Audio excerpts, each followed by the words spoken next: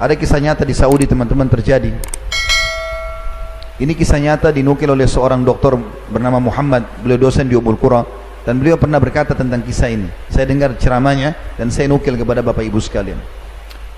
Maka beliau mengatakan ada satu orang kejadian di Saudi, orang kaya raya, luar biasa kayanya, triliunan mungkin hartanya, banyak, maaf, miliaran. Kalau saya tidak salah dia tinggalkan harta waktu itu kalau kita hitung rupiah 600 miliar.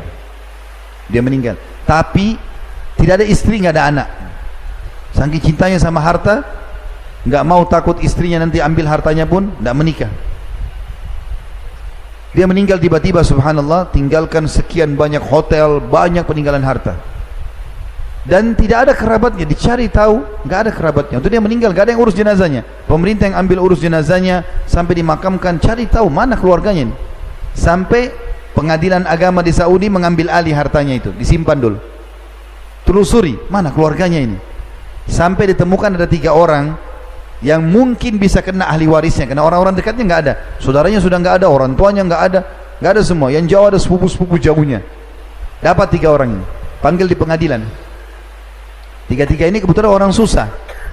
Lalu kemudian hakimnya mengatakan, apakah kalian tahu kenapa saya panggil ke sini? Kata 3-nya, kami tidak tahu. Mereka takut jangan sampai ada pelanggaran nih, mau dipenjara, mau apa gitu kan.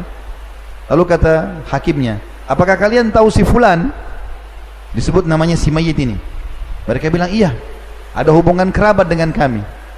Tetapi kami tidak banyak kenal dia, karena setiap kali kami undang dia tidak datang.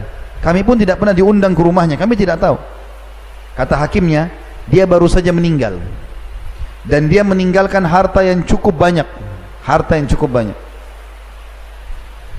itu kami sudah cari, nggak ada ahli waris kecuali kalian bertiga nih. Maka kami akan berikan kepada kalian. Bayangkan teman-teman, orang miskin tiba-tiba dapat 200 miliar satu orang. 1 miliar itu 1000 juta. Nggak kerja, nggak apa ini. Masing-masing 200 miliar, 200 miliar, 200 miliar. Tanda tangan, ceknya akan cair. Waktu mereka mau keluar dari pengadilan, ini saksi bahasan, perhatikan baik-baik. Apa kata hakimnya? Sebentar, sebelum kalian pergi, ada saran dari saya saja, kata hakim. Kata mereka bertiga, apa itu? Ini kan si mayit, rahimahullah, semoga Allah rahmati, meninggal tinggalkan harta banyak. Seperti kalian lihat ini, sekian ratus miliar. Maka saran saya, dia tidak sempat bangun masjid dan buat amal. Bagaimana kalau kalian keluarkan masing-masing 300.000 real, ya sekitar 1 miliar lah ya. Satu orang 1 miliar, berarti 3 miliar. Lalu bangunkan buat dia masjid. Artinya kalau 1 miliar satu orang, masih ada 199 miliar masing-masing. Apalagi ini uangnya si mayit, gitu kan? Apa jawaban mereka bertiga? Yang satu bilang, saya sudah lama hidup melarat, sekarang saya mau hidup senang. Artinya nggak mau keluarkan 1 miliar, padahal bukan duitnya. Yang satu lagi bilang, saya punya utang banyak, saya mau bayar utang saya. 1 miliar nggak mau dikeluarin, utangnya nggak mungkin sampai sebesar itu, tapi nggak mau. Yang satu lagi mengucapkan kalimat, ini juga buruk, tapi kita ambil pelajaran. Dia bilang apa? Wahai hakim, ketahuilah, orang ini semasa hidupnya tidak pernah memberi manfaat buat dirinya sendiri. Dia nggak pernah sedekah nih orang, nggak pernah bangun masjid. Bagaimana kami bisa bantu kasih sedekah dia sementara dia sudah mati? Artinya mereka buruk 3-nya nih. Lalu pergi tidak ada yang membantu sama sekali. Tapi pelajaran kita, jangan kita menjadi mayit seperti mayit ini. Karena nggak pernah sedekah semasa hidup, kita tinggalkan harta, ahli waris pun tidak ada yang mau sedekah buat kita.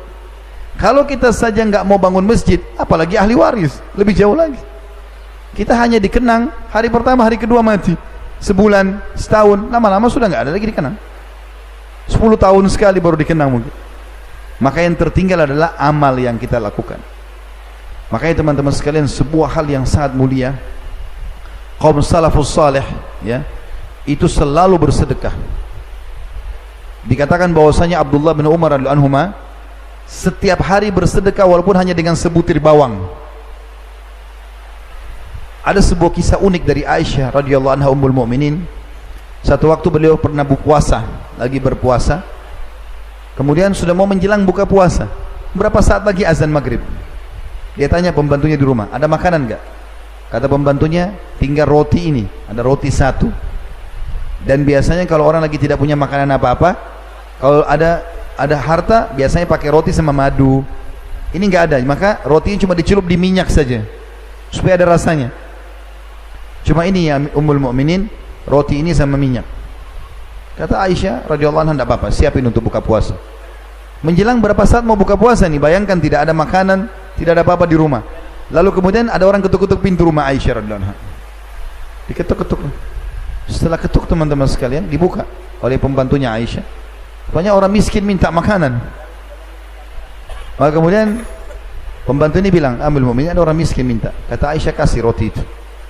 Jangan potong-potong, kasih semua. Tapi kita tidak ada untuk buka puasa, kasih saja.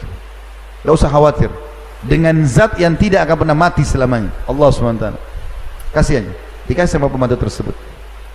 Subhanallah, orang miskin itu dikasih. Baru berapa langkah dia jalan, belum hilang bayangannya, masih ada.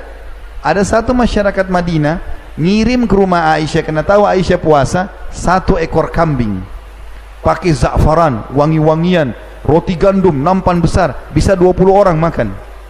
Kirim, ketuk rumah. Baru ini, baru hitungan detik, diketuk, dibuka sama pembantunya Aisyah. Kenapa? Ini ada makanan buat buka puasanya Ummul Mukminin. Maka pembantu itu bilang, Ummul Mukminin, ada makanan. Alhamdulillah, datangkanlah. Terima kasih, jazakallahu khair. Pergilah orang itu, lalu makanlah buka puasa mereka berdua. Setelah kenyang, masih banyak ini untuk 20 orang.